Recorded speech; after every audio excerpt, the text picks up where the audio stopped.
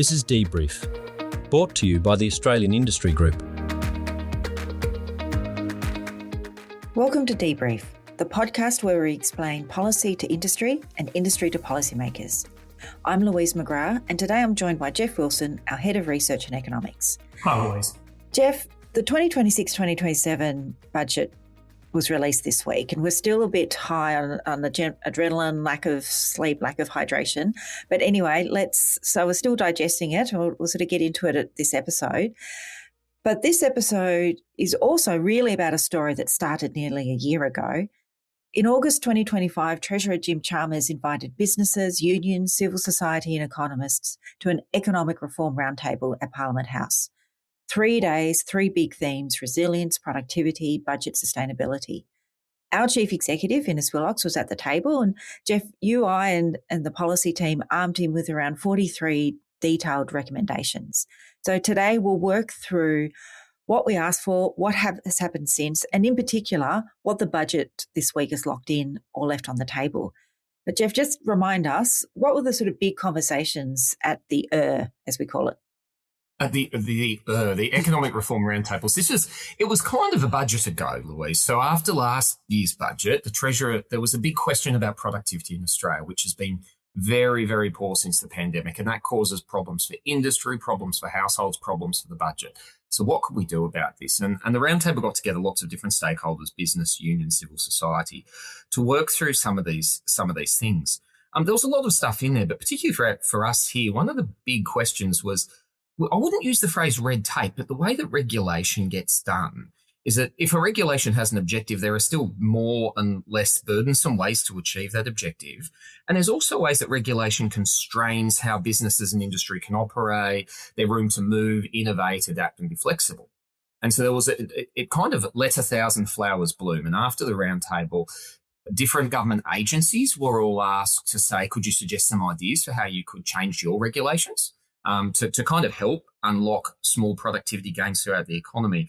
And this opened up an entire field of things. There was lots of, rather than reading the laundry list, we finally started seeing some of that work starting to land over the last couple of months. And in this year's budget, which is just a few days ago when we're recording, the first tranche of those results started landing. And the Treasurer, as part of the budget, has announced and brought to light a whole lot of regulatory reforms that are going on.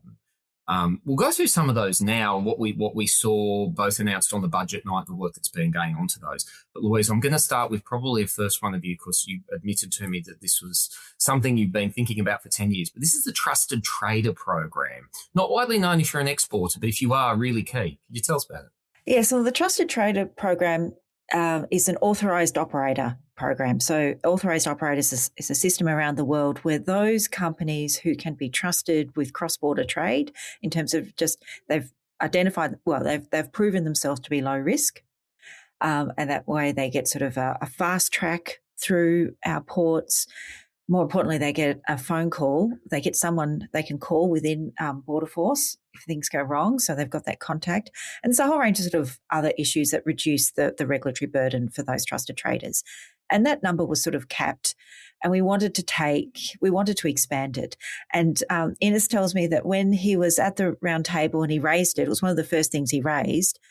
He said, first of all, that the Treasurer said, I could hug you. You're being so specific. That's exactly what I wanted. I don't know anything about Trusted Trader, but I'm going to find out about it. And he came back at the end of those 3 days and said, I know a lot more about Trusted Trader. So that's great. I remember at the ideation stage with the Trusted Trader program, I wrote on a bit of butcher's paper, free certificates of origin. Now, to give context for that, Australian Industry Group makes money from selling certificates of origin, and these certificates of origin are used to prove eligibility for our free trade agreements. So you have free trade agreements, it's actually really controlled trade, and you have to prove that you've got an Australian product, thereby getting the benefit of cheaper access into the market, whether it's China, Thailand, Malaysia, wherever. And you have to get this certificate of origin signed by a third party, either Australian Industry Group or ACCI. And as I said, we both make a lot of money out of these things. But, our mission, Australian Industry Group, empower industry success for a better Australia, being caught up in red tape, restricting exports, just being part of the grind is not part of our mission. And so even though it actually costs our bottom line, we've put forward this recommendation, and I'm really pleased to say that it has come through in this budget. So what it means is that those companies who are authorised operators, those trusted traders, and, there'll be more under this budget, they will be able to issue their own certificates of origin, their own compliance documents for the ASEAN Australia-New Zealand Free Trade Agreement, which has been immensely successful, very, very popular, as well as the regional RCEP, Regional Comprehensive Economic Partnership, which is the ASEAN plus Australia, New Zealand, China, Japan, and Korea Free Trade Agreement. Not many certificates actually are sold for that agreement because there isn't new market access. But this is a great saving for those companies who are heavy exporters, particularly into the region. Well, that's a good one for the heavy exporters, Louise. But what about something for the heavy importers as well, which are often the same company, as might I add? We've also seen, we've talked about this on the past, nuisance tariffs, which is probably one of my favourite terms in the trade lexicon. But these are tariffs that are old. They're often very old. They've been in the system for a long time, and they might have been zeroed by a lot of our free trade agreements, but you've still got to do the paperwork. We've seen a bit more on the nuisance tariffs abolition campaign this week in the budget papers. That's right. So the second tranche, which were announced immediately after the roundtable, they were mentioned in the budget, and we've consulted on them, and so they will be active or zeroed out from the 1st of July. But it's still not all the nuisance tariffs. And as you say, these are tariffs that there is no local industry. They generate very little income because people are using certificates of origin to use the free trade agreements to bring in these products duty-free. But it's just more paperwork, and it's all part of this grind, this friction in day-to-day business. And so we wanted to really expand that list, and what was announced in the budget is that they are going to consult on that last tranche, so that the hardest bit. And it's things like toothbrushes and, all sorts of things that we just don't make in this country anymore, very sort of low value products, but things that we import and buy. And so a lot of importers hopefully will get the benefit of this and, again, just reduce that paperwork. On both sides. So we've had this trusted trader for the exporters, a bit more nuisance tariffs with hopefully more to come for importers.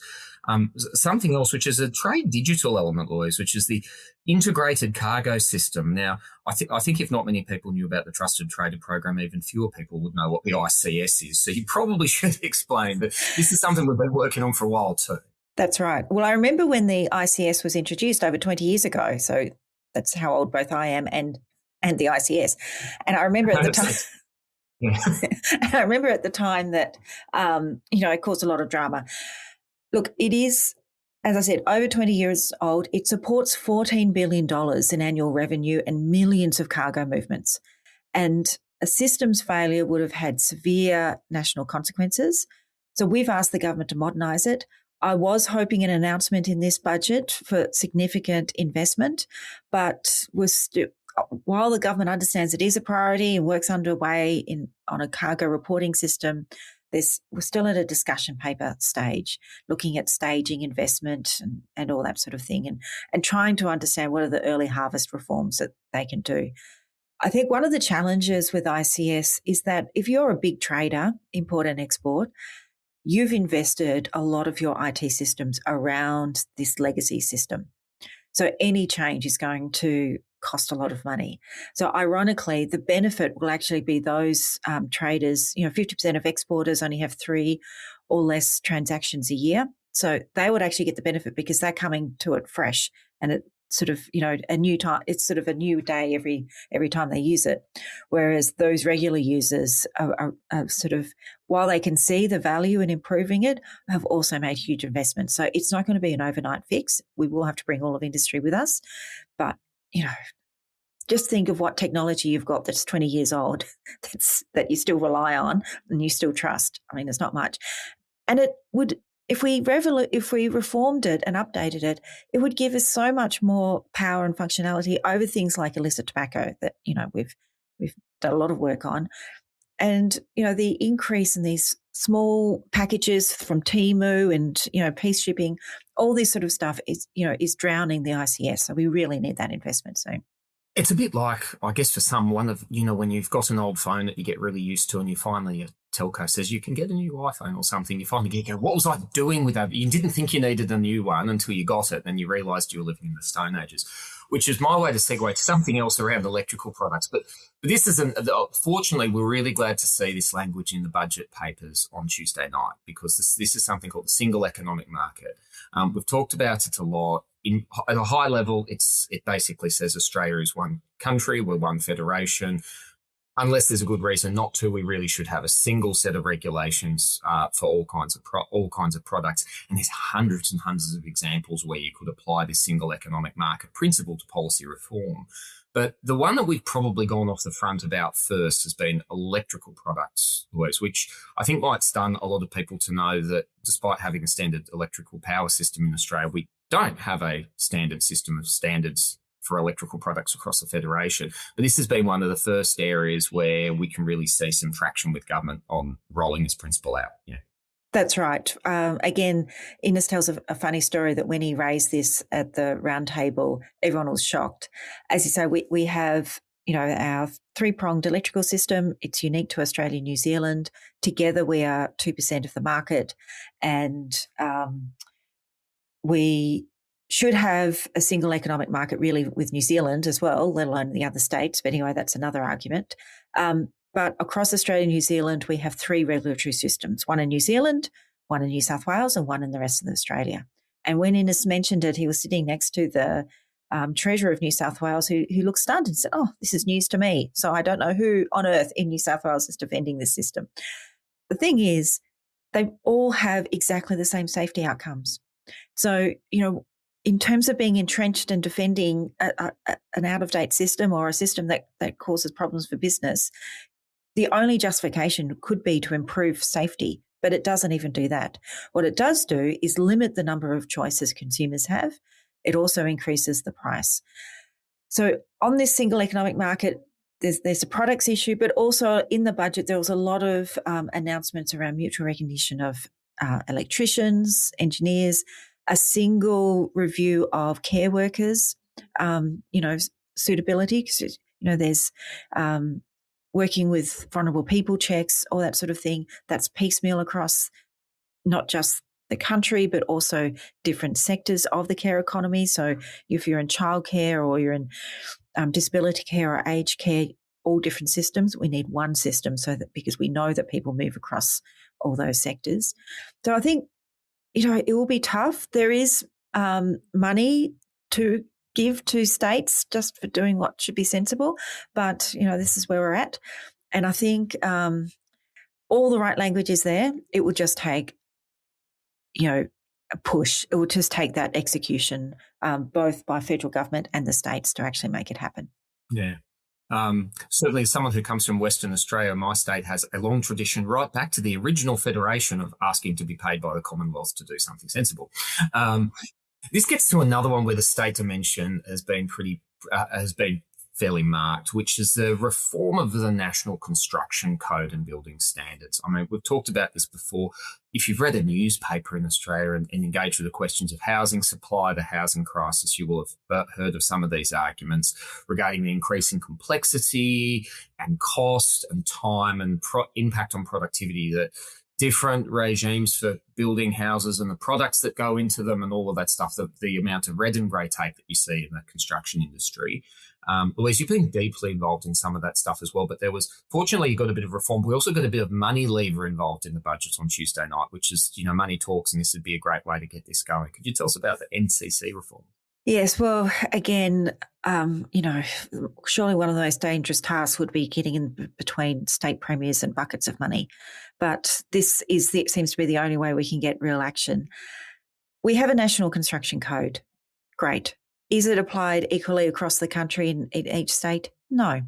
And they routinely vary the National Construction Code, which really, it has broad range of impacts. It has impacts for consumers, for business. It limits innovation. It's just adds cost and, again, friction to the whole thing. And given that we are in a housing crisis, we need to be far more strategic and just far more pragmatic around the whole thing. So in October 2025, building ministers agreed to pause any further changes to the National Construction Code until 2029 and sort of get everyone to catch up, because there were some changes that people were sort of worried about, and the governance of the ABCB, the Australian Building Codes Board, was under question.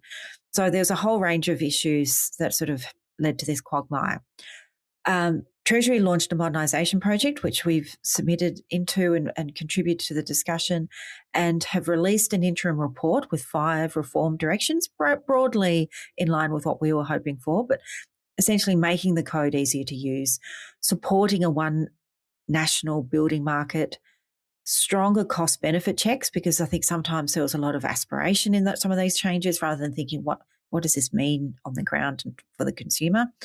Supporting innovation and lowering compliance costs. Now, you might think, well, of course there'd be differences in every state because we have different climatic zones. The code already accounts for that. And actually, climatic zones aren't state-based. They're actually geography-based. Nature-based, yeah. That's right. I live in the state of Victoria, and you know, the southeast, very wet, different angle of the sun compared to the northwest. So, you know, it's nothing to do with state borders and everything to do with climate and geography. So that's already accounted for. So there's no reason for states. Right. So what are we going to do? As I said, don't get in between a premier and money. If the states and territories want to access the $2 billion local infrastructure fund, they will have to comply and adhere to the National Construction Code. So that local infrastructure fund, that gives you that last mile of new housing development. So waste, water, electricity, all that sort of infrastructure, the boring bits really, not the pretty bits of the big build. Stormwater drains are very important, but the house building company's not going to do the stormwater drains for a new building development. The state government does, yeah. No, that's right. It's public goods. So that will hopefully have 2 outcomes. One, improve the infrastructure for these new builds and these new areas for the new homes, and also just get these states into line and stick to the National Construction Code. Well, in terms of getting into line, probably the last one that we've seen in here, and this was something that directly came out of the roundtable last year, is this regulatory principle called the tell us once principle. If you've had this experience with bank or paying a bill for your mobile phone or your insurance, or ever dealt with a transfer payment, you would have had this where you just have to fill out your details on and on and on again from different parts. That's true as a person, but it's also true in a much more compliant world of business, where repeated having to give information in slightly different formats and update it and keep it registered is a major thing. This came out of the roundtable where last year in August, there was a commitment to pass some legislation to implement this principle across the whole regulatory landscape. But we're going to see a bit more of it, and we might see it starting to land, Louise, in some places. That's right. So this also was announced in the budget. And, you know, when you think about just you as a private consumer and you log on to the internet and Google seems to remember everything you've ever searched for and, you know, have you bought it yet? Why is it that we have to tell governments the same information in multiple different forms? You know, why aren't the systems talking to each other? So the government agrees. And, you know, in the budget, there was a lot of examples of where regulators are using AI to reduce some of this friction, which is fantastic. And this is a commitment under the budget. There's an omnibus bill in Parliament at the moment. In that bill's all sorts of things for regulatory reform, including this tell us once approach, including some of the things that we put forward in the Trade Remedies Forum for early harvest reforms. But for a business dealing with multiple regulators across multiple states, it's a very practical, pragmatic and welcome outcome.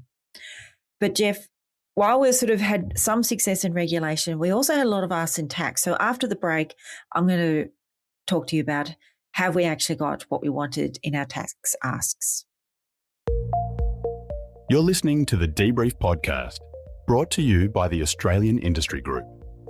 To find out more about how Australian Industry Group can help your business, visit australianindustrygroup.com.au. Welcome back to DBrief. And Jeff and I are talking about the budget for this week and how it relates to what we asked for in the Economic Reform Roundtable. So, Jeff, as we said, we've got some wins on regulation, particularly simplification. Big ask on tax simplification, though. We've pointed out that businesses face around 100 different taxes nationally, which really is a higher burden than the company tax rate. What was announced in the budget? Did we get anywhere on simplification? Short answer, Louise, is unfortunately not. Now, just before we talk about tax, I'll probably point out there was a lot in the budget on Tuesday night about tax. You will have read about that, negative gearing, capital gains, all of those things. And there's a whole set of questions about what the level of tax in is Australia. But what we really want to talk about here is just how you collect the money, because tax simplification is how tax administration is done is a really practical way that you could magnify or minimise the difference between actually how much money government collects, but how much cost, business and effort and strain and red tape they have to go through to give that money to the government, so to speak. This has been something we've been pushing for a lot because tax simplification is also a revenue neutral thing. You don't need to lower taxes to do it. So you can lower the tax burden on business without having much cost to the taxpayer in the budget. Unfortunately, we didn't see much on tax simplification. It was one thing. Everyone who's listening to this is a personal taxpayer. There was one small benefit that everyone will get, which is something called the $1,000 instant deduction. So if you claim any work-related tax deductions in your personal income tax, if you work from home, you probably might do using that. What you'll be able to do from this year is to be able to say, if you've just got a couple of small ones, you can just say, I'm just going to put in a $1,000 deduction and just get that with no receipts, no paperwork, no need to keep all of that stuff. If you do have complex tax affairs, like you're using a vehicle or something, it's going to be more than a $1,000 deduction. You can still do it the old way too, so it doesn't shut the gate. But that's going to make for people, for individual taxpayers, that's going to be a lot of simplification. So you won't need to keep dry cleaning receipts, for example, if you have to wear a uniform at work. For business, however, not much. We've had a major drive, particularly around how company tax is being administered. There's thousands of deductions and different ways to depreciate certain things. We haven't seen any movement on any of that stuff at all. The big ticket item for the budget was the change in the way that capital gains tax is applied, from a move from a flat discount to an indexation system. And whatever the equity and fiscal merits of that one is anti-simplification. So previously, that's going to make anyone who has to pay capital gains tax, individuals on your tax return, or businesses that have assets, particularly land, that's going to take a simple tax calculation and make it significantly more complex. So at least from the point of view of business taxation, it's gone in the opposite direction as a result. And whatever we say about that, it was definitely a missed opportunity to start scraping off some of those complexity barnacles. Wouldn't have cost anything. We think it's pretty disappointing the government hasn't decided to do that now. We'd hope that they pick it up pretty soon. Yeah, so it's sort of a bit of fiddling around the edges, not the real reform that we want to see. And while we've had some success on single economic market for products, taxes also float across our federation, particularly payroll tax, which is, for a national business, it's just complete pain. What are we seeing there, Jeff? Well, payroll tax, in a bit of research we did at Australian Industry Group last year, we actually asked businesses about their tax burden. And you'd think they'd all say that's company tax because it's the biggest one. But the number one response is, what tax causes your business the most grief, was payroll tax. Hated. And there's a reason for this. So payroll tax is about 5% on the wages a business pays. And it kicks in once a business gets over about $1 million of wages. So it depends, depending on who you're employing, that's probably somewhere between 10 and 20 employees. Once you get to that point, you start to grow, you have to start paying it. It's a state level tax. So you have to pay it where the employee is, which might not be where your headquarters are. And there are 8 states and territories. All of their rates are about 5%, but not exactly 5%. 4.95, 5.15, all of these numbers. So there's almost no difference in the level of payroll tax actually paid across the country, but there's monstrous difference in the formula to calculate. Some states make you pay it on your apprentices and trainees and others don't. What days the forms, you have to deal with 8 different revenue officers. They all have a different form. They'll require you to do something different. This would be a great tell us once type reform, where we could have a single thing. And it would probably be even better if we could just all standardise back to the same. If we just made it 5% everywhere, you could just do it once for a national business. You'd know where it was, because the revenue impact, the differences are so slight and minor. It wouldn't make much difference if you just 5%ed the lot. Look, this was raised in the Economic Reform Roundtable, and everyone, at least from the business side, thought this would be an extraordinary idea. But there hasn't been much traction on that. So it did come up at it used to be called, sorry, Louise, meeting of premiers and treasurers in September last year, where they said, let's talk about this, but we haven't seen much action. And in the budget, the update was, we will continue to talk about this. A good first step would just be a single tax return form, basically. Before we check the rules and the rates, could we get one set of reporting? So a company that's operating nationally across all 8 states and territories could do a single payroll tax filing, and you'd have to send it to 8 offices, but you only have to put one form in 8 times. That would be really helpful. Pretty low cost. It should be something that's on the agenda for the premiers and the federal treasurer in the coming year, we really hope. Yeah. And it was a bit of a trap for us when we were in the budget lockup and reading it. We had to read it several times because we thought initially, they're standardising payroll tax. No, they're standardising the administration. So anyway, as you say, small steps. I think they're standardising the meeting at which they will discuss standardising the administration of standardising payroll. Yeah, there was layers. The budget papers run to over 1,000 pages, and you only get 3 hours, so the lockup's quite an experience. And every verb and adjective counts. Yeah, that's right. Anyway, we'll keep working on it. There was also a little bit of nuance in the announcements around research and development, which is also, R&D, you think, is innovation, but it's also a tax instrument, and particularly the tax incentive. It's not quite what we asked for, I think we would say, but why don't you talk through, what we think the changes look like there? Again, the language was quite opaque. So one of the ways that we support R&D by business in Australia is something through the R&D tax incentive, or RDTI it's called. It is notoriously the most complex tax in Australia. There's both a tax credit and a tax offset. There are 2 different kinds of R&D that can get supported. You have to get registered with an accrediting body beforehand. If you've ever had a nightmare at tax return time, spare a thought for the people who claim the RDTI. There's been a bit of change inside of it, and I could talk about this all for 20 minutes, Louise, but let me do it in one. We've got 2 big changes that the government has done. The first one was that they used to give a tax credit for different kinds of R&Ds, to call it core stuff, which is when you're really doing the invention process, and then what they called supported spending, which was all the things you would put in to support the scientists, basically. The first change is that there's not going to be any tax credits for those supporting of R&D activities, but the tax credit for the core R&D activity is going to be raised. So more focus on the basics, less on the supporting stuff. The second one is we're going to lift the thresholds. So from now, you'll have to spend at least $50,000 on R&D to be able to claim it. So a lot of small claims will be excluded, which will unfortunately exclude some of the smaller businesses and startups who are just starting on their R&D journey. They're going to need to get to at least $50,000 a year before they can be part of this. But on the other hand, they've raised the maximum threshold, which used to be you could spend $150 million, but that topped out. Now that's been raised to $200 million. So at the top end of the R&D ecosystem, that is going to be important. And you can see that as significant, particularly in some of the really global capital-intensive industries, renewables, defence, aerospace, those kind of industries. That will make Australia more competitive in those, but it's going to make things a bit tougher for the SMEs at the bottom of the system. We still end up with a very complicated system, however. And which we've consistently heard from people in the R&D innovation startup ecosystem, that the biggest problem with the R&D whole tax incentives was just the monstrous complexity of it. Most players need to get a tax accountant or even another specialist consultant to just be able to fill out all the paperwork and do all the forms. And this is really adverse, particularly in small businesses. You want to be actually inventing something, not having to dedicate all these resources to hiring a phalanx of consultants to justify the little bit of invention that you did as part of the normal operation of your business.